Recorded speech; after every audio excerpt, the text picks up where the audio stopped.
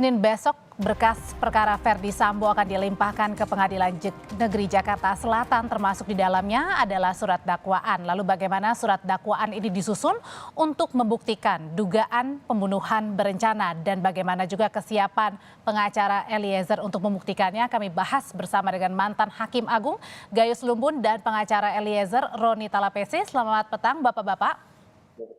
Selamat sore, selamat petang Mbak Adri.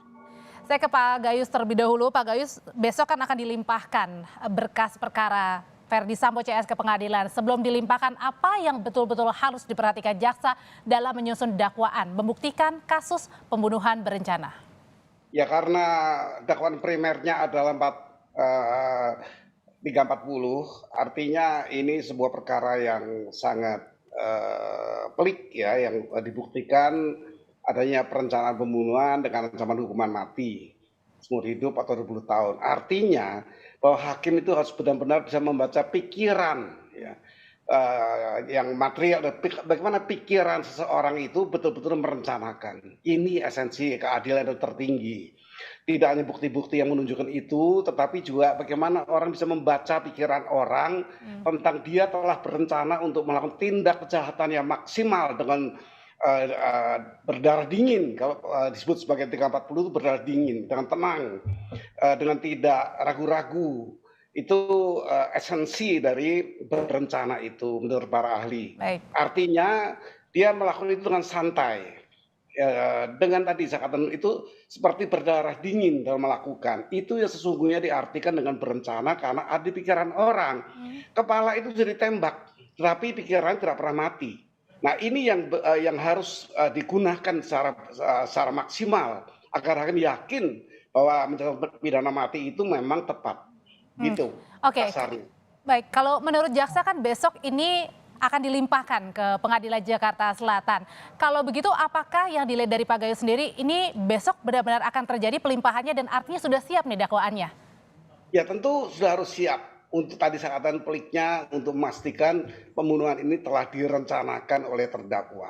Dan kita mengikuti berita di media, jadi belum kita ikuti secara formal besok ya, baru kita dengarkan langsung. Tentu dimulai dengan hakim menyatakan bahwa sidang dibuka dan terbuka untuk umum. Kenapa mesti terbuka untuk umum? Itu hak dari terdakwa agar betul-betul diadili seperti apa yang terjadi dalam persidangan. Tidak ada yang tutup-tutupi. Nah ini persoalan dimulainya demikian, kemudian ditanya kepada terdakwa apakah dia dalam keadaan sehat untuk mendengarkan dakwaan jaksa dan dapat mengerti isi dakwaan itu. Itu yang kedua. Kemudian sidang ini memang terbuka untuk umum, kecuali ada bagian dari perkara ini yang menyangkut susila, yang menyangkut keselamatan negara, yang menyangkut hal-hal kepada seseorang yang diperiksa juga dalam keadaan masih di bawah umur. Ini beberapa hal yang mungkin perlu diperhatikan lebih dahulu oleh masyarakat. Oke, nah tadi dikatakan oleh Pak Gayus adalah sulit, memang sulit gitu ya, kategorinya sulit untuk membuktikan, harus cermat juga untuk membuktikan apakah seseorang ini benar-benar melakukan pembunuhan berencana. Nah bagi Eliezer sendiri kan dikenakan pasal pembunuhan berencana, bagaimana ini mematahkan kalau benar-benar Eliezer tidak ikut dalam pembunuhan berencana, Bung Roni? Ya Mbak, di sini kan kita lihat bahwa yang disangkakan itu adalah pasal 338 dan 340 ya. Di situ sudah sangat jelas, dengan sengaja. Nah kalau dengan sengaja berarti mengetahui atau menghendaki. Nah dalam proses pemeriksaan pendampingan saya dengan klien saya Baradae, bahwa analisa saya bahwa tidak terbukti bahwa klien saya ini tidak mengetahui ya. Jadi tidak mengetahui apa yang terjadi, dia hanya melaksanakan perintah, pertama itu. Yang kedua, dalam proses tapi kan termasuk juga melakukan perintah yang disuruh. Kalau perbuatan klien saya, kami tidak mengelak, betul melakukan itu, tetapi kan ada sebab dan akibatnya. Nah ini adalah rangkaian kronologis yang tidak bisa. Bayangkan saja kalau pangkat paling rendah, tingkat paling rendah Barada berhadapan dengan jenderal yang saat itu. Tapi nanti kita akan buktikan di pengadilan. Nah itu nanti kita akan sampaikan di pengadilan secara terbuka. Oke. Nah, oke, kalau gitu Pak Gayus, nah dalam kasus Eliezer sendiri nih ingin membuktikan bahwa dia disuruh diperintah, tapi dikenakannya pasal 340. Ini membuktikannya bagaimana nanti? Ya tentu sebawahan betul harus tunduk kepada pimpinan ya. Tentu nanti yang dianalisis adalah jenis perintahnya. Apakah perintahnya ini betul-betul untuk membunuh atau perintahnya ini untuk suatu hal, dan apakah dengan tekanan yang kalau kita sebut sebagai perkara notware ya. Notware itu adalah satu keadaan memaksa yang karena keterpaksaan saja baru melakukan. Ini nanti akan dianalisis. Dua analisis perbuatan dan analisis yuridis yang berkaitan. Itu untuk pasal-pasal mengatur mengenai notware, tapi bukan overmah bagi saya. Overmah itu ada karena sesuatu kekuatan ketentuan, misalnya hukum, itu baru orang mengeksekusi karena perintah. Nah, ini bukan, ini notware ya. Artinya ini ada sesuatu yang menjadikan dia harus melakukan. Oke, nah kalau misalnya bagi Eliezer sendiri, apa lagi yang sedang disiapkan selain tentunya kesaksian dari Eliezer tersendiri, Bung Roni? Ya, sorry, saya. Ya, apalagi yang disiapkan oleh Anda dan tim selain menyiapkan tentunya keterangan dari Eliezer sendiri?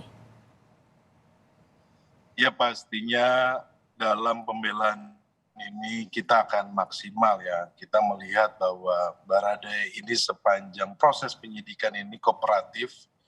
Dan poin yang pertama yang membuat kita melihat bahwa dia kooperatif dan konsisten karena ikut didampingi juga oleh LPSK ya.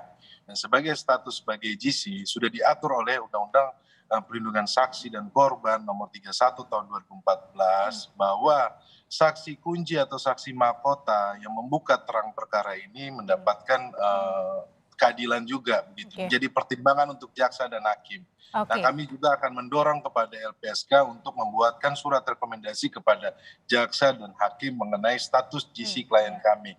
Nah, di sini perlu diingat bahwa klien saya ini kan yang membuka kasus ini menjadi terang benderang. Tetapi dalam posisi perkara ini memang saksi yang lainnya juga menyampaikan berbeda dengan keterangan klien saya. Tapi prinsipnya bahwa klien saya tetap konsisten menyampaikan sesuai dengan apa yang dihadapi. Tapi adakah juga yang disiapkan nih, Bung Roni, kalau nanti kan memang bertemu dengan Ferdy Sambo ya, karena kemarin saja tegang begitu ya pada saat di kejaksaan. Ya, pastinya kan kita fokus kepada mental klien saya supaya siap menghadapi persidangan. Sudah ada pendampingan juga dari psikolog, kemudian dari rohaniawan.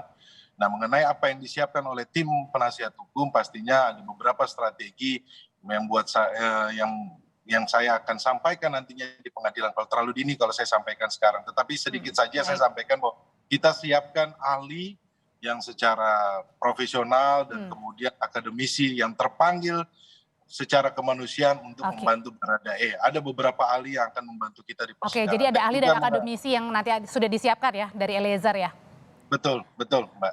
Oke, saya ke Pak Gayus terakhir. Pak Gayus, keluarga, masyarakat, terutama untuk keluarga Yosua ya, ingin hukuman yang paling berat, seberat-beratnya. Tapi bagi hakim akan menghukum setimpal dengan perbuatannya. Nah, ini dilemakan nanti untuk menentukan apa putusan dari hakim.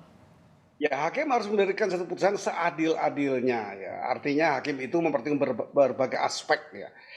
Perbuatan ini sudah terjadi. Lalu aspek apa yang kita akan mendapat keuntungan dari hakim menghukum berat atau tidak menghukum berat ya. Ada benefit apa secara legal ya. Negara ini diatur secara hukum. Tentu putusan hakim menjadi penting buat negara. Saya berpendapat kalau semua terdakwa dan perkara yang berat ini, artinya perkara yang matinya orang ini mau menjadi justice collaborator atau GC, itu hal yang paling baik dalam kehidupan hakim untuk memutus perkara yang adil, karena seorang GC itu akan menceritakan, membuka semua perkara, bekerja sama untuk pengadilan, bahkan kepada terdakwa utama yang buat itu pun demikian sebenarnya. Pelaku utama tidak bisa menjadi GC, tapi sifat-sifat GC bisa digunakan kalau dia mau membongkar semua apa yang dilakukan dan lembaganya memberikan ruang seperti apa. Itu akan sangat menjadikan hakim itu memahami bahwa benefit yang didapat, kemanfaatan didapat dari putusan hakim itu akan sesuai untuk kepentingan negara dan masyarakat. Tapi untuk Ferdy Sambo? ya, tidak bisa menjadi GC karena dia pelaku utama, tetapi sifat-sifat dari pelaku dari GC itu kalau digunakan itu membuat hakim akan mendapatkan manfaat putusan akan bermanfaat. Dia mau membongkar semua persoalan, mau membongkar perbaikan ke depan nanti untuk kepolisian yang lebih baik lagi. Ini akan menjadikan pandangan hakim biasanya juga akan meringankan. Oke, terakhir Bung Roni, perlindungan nantinya ketika dalam sidang, khususnya untuk Eliezer sendiri.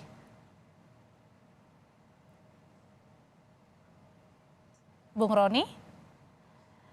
Iya, sepertinya kami terputus, tapi kami tadi sudah tangkap beberapa pernyataan dari Bung Roni bahwa memang Ya, sudah siap. Mbak Audrey, kami percaya bahwa proses awasi bahwa proses ini kami percaya akan berjalan lancar, akan secara hakim akan memimpin secara adil, kemudian jaksa juga pun akan melihat fakta-fakta yang ada ya. Jadi kami mempercaya bahwa proses penegakan hukum ini adalah proses penegakan hukum yang berkeadilan. Jadi menempatkan posisi dari semua peran dari para tersangka ini ya secara adil. Nah itu kami mempercaya bahwa nanti semuanya akan berjalan lancar seperti itu, Mbak. Ya, kepercayaan dari publik itu yang terpenting untuk tetap mengawal kasus Verdi Sambo dan rekan-rekan ini dalam kasus pembunuhan berencana Yosua dalam persidangan nanti. Terima kasih Pak Gayus Lumbun, mantan hakim Agung, terus kemudian ada Bang Roni Talapesi, pengacara Eliezer sudah bergabung bersama kami di Kompas Petang. Sehat selalu Bapak-bapak.